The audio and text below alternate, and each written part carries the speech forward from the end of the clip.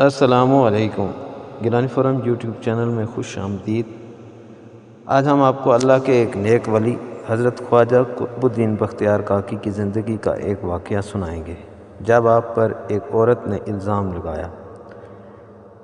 خواجہ قطب الدین بختیار کاکی کے زمانے میں سلطان التمش دہلی کا بادشاہ تھا۔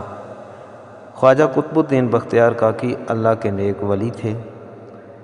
دہلی کے در و دیوار آپ کی عزت کرتے تھے، آپ کا احترام کرتے تھے اور ہزاروں لاکھوں کی تعداد میں لوگ آپ کے مریدین میں شامل تھے اور لاکھوں کی تعداد میں عقیدت مند آپ پر اپنی جان نچھاور کرنے کے لیے ہر وقت تیار رہتے تھے۔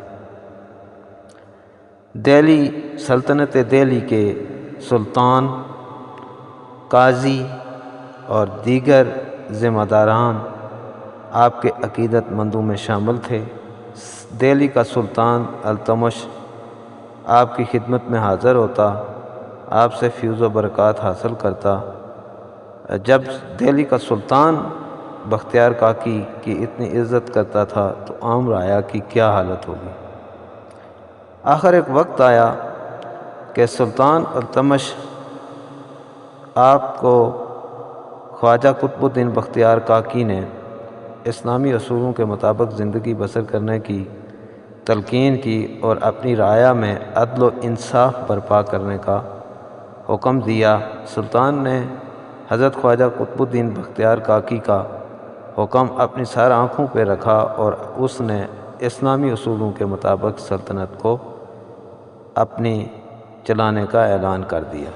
چنانچہ ایک وقت آیا کہ جب سلطان التمش خواجہ قطب الدین بختیار کاکی کا عقیدت مند ہو گیا تو جو ہندو تھے یا منافقین تھے وہ خواجہ قطب الدین بختیار کاکی کی شہرت سے نالاں ہو گئے۔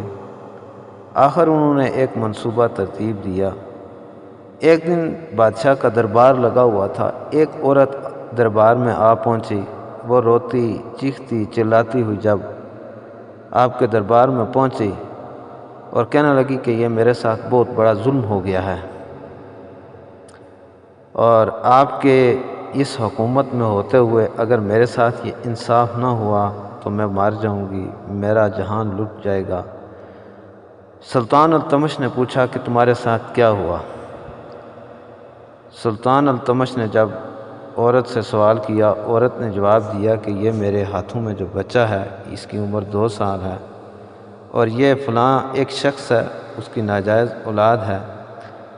یہ بچہ اب 2 ماہ کا ہو چکا ہے لیکن جو اس کا اصل مالک ہے، جو شخص ہے، وہ ماننے کو تیار نہیں ہے اور اگر یہ کسی اور کے ساتھ یہ واقعہ پیش آتا تو اس وقت تک اس کی گردن اڑا دی جا چکی ہوتی، لیکن وہ شخص اتنا با اثر ہے کہ میں سمجھتی ہوں کہ اس کے ساتھ کوئی بھی شخص کچھ بھی نہیں کر سکتا اور مجھے یہ انصاف نہیں مل سکتا۔ بادشاہ حیران ہوا اور اس نے کہا کہ ہر صورت میں تمہارے ساتھ انصاف ہوگا۔ عورت اور بادشاہ کے درمیان بحث ٹھن گئی۔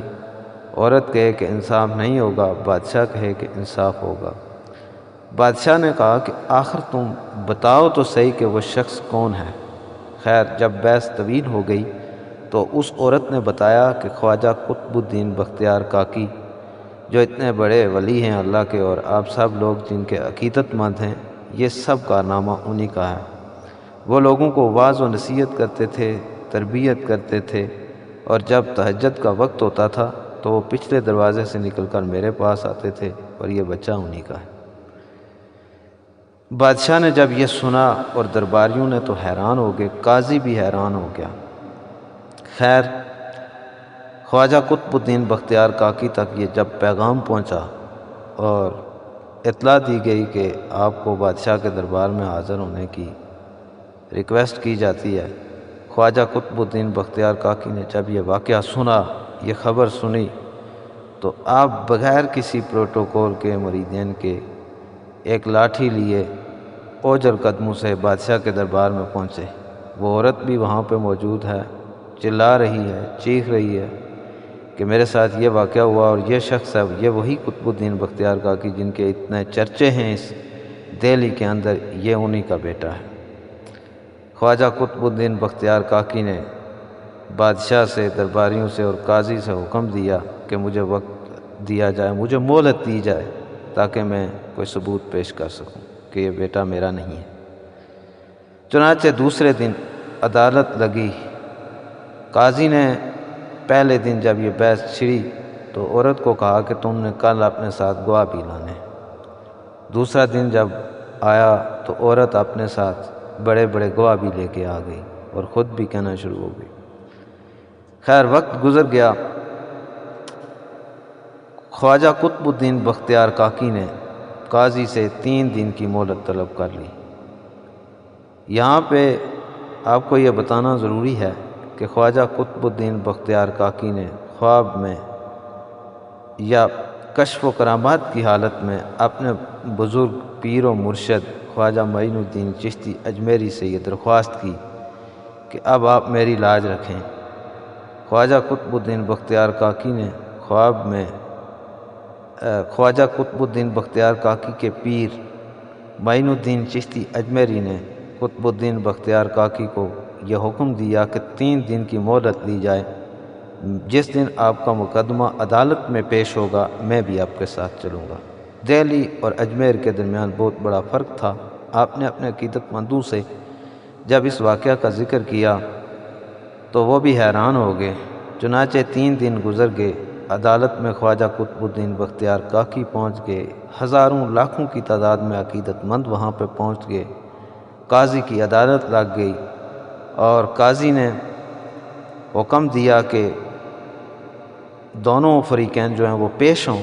جب خواجہ قطب الدین بختیار کاکی اور وہ عورت بھی اور اس کے گواہان بھی اور اس کے جو سپورٹر تھے وہ عدالت میں پیش ہوئے، خواجہ قطب الدین بختیار کاکی نے کہا کہ میرے مرشد خواجہ معین الدین چشتی اجمیری وہ تھوڑی ہی دیر میں پہنچ جائیں گے، ان کے پہنچنے کا انتظار کیا جائے۔ چنانچہ سب لوگ حیران تھے، ششدر تھے، ہر ایک شخص کی آنکھوں میں آنسو تھے کہ کون سا وقت ایسا ہوگا کہ اللہ تعالیٰ کی ذات خواجہ قطب الدین بختیار کاکی کو بچائے گی، نہیں تو ان کا سر قلم کر دیا جائے گا۔ یہی مجمع لگا ہوا تھا، محفل جاری تھی، عدالت لگی ہوئی تھی۔ اسی اثناء میں ہند الولی حضرت خواجہ معین الدین چشتی اجمیری اپنے لاؤ و لشکر کے ساتھ قاضی کی عدالت میں پہنچ گئے۔